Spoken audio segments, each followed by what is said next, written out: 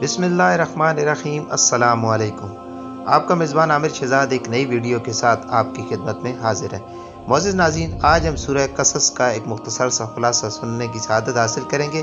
سورہ قصص 4 آیتوں کے علاوہ مکیہ ہے اور وہ 4 آیتیں الذین آتیناہم الکتاب سے شروع ہو کر لا نبتغی الجاہلین پر ختم ہوتی ہے، اور اس صورت میں ایک آیت ان الذی فرض ایسی ہے جو مکہ مکرمہ اور مدینہ طیبہ کے درمیان نازل ہوئی۔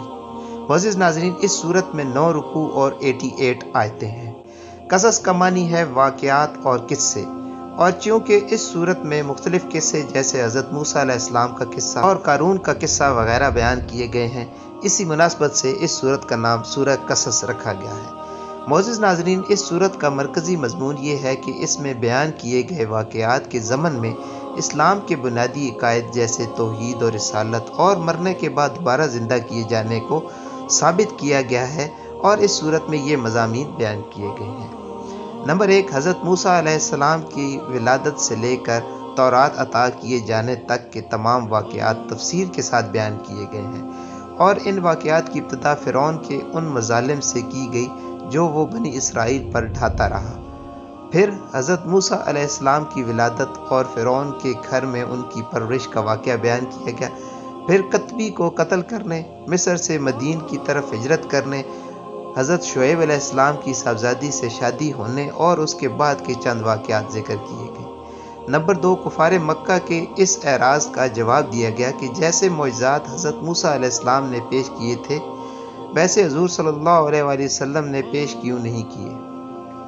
نمبر 3، پہلے تورات اور انجیل پر اور پھر قرآن پاک پر ایمان لانے والوں کی جزا بیان کی گئی۔ نمبر 4، سابقہ امتوں پر آنے والے عذابات سے کفار مکہ کو ڈرایا گیا کہ اگر انہوں نے اپنی روش نہ چھوڑی تو ان پر بھی ویسا ہی عذاب آ سکتا ہے۔ نمبر 5، قیامت کے دن مشرکین اور ان کے شریکوں کا جو حال ہوگا وہ بیان کیا گیا۔ نمبر 6، حضرت موسیٰ علیہ السلام اور قارون کا واقعہ بیان کیا گیا کہ اس نے کس طرح سرکشی کی اور اس کا کیسا دردناک انجام ہوا۔ ان دونوں واقعات میں نبی کریم صلی اللہ علیہ وآلہ وسلم کی نبوت کی دلیل ہے، کیونکہ جب یہ واقعات رونما ہوئے تو اس وقت آپ صلی اللہ علیہ وآلہ وسلم وہاں پر موجود نہیں تھے، اور نہ ہی آپ صلی اللہ علیہ وآلہ وسلم نے کسی شخص سے یہ واقعات سنے تھے۔ معزز ناظرین، سورہ قصص کی اپنے سے ماقبل صورت نمل کے ساتھ مناسبت یہ ہے کہ سورہ نمل اور سورہ شعراء میں بیان کیے گئے حضرت موسیٰ علیہ السلام کے واقعے میں جو چیز اجمالی طور پر بیان کی گئی وہ سورہ قصص میں تفصیل کے ساتھ بیان کی ہوئی ہے۔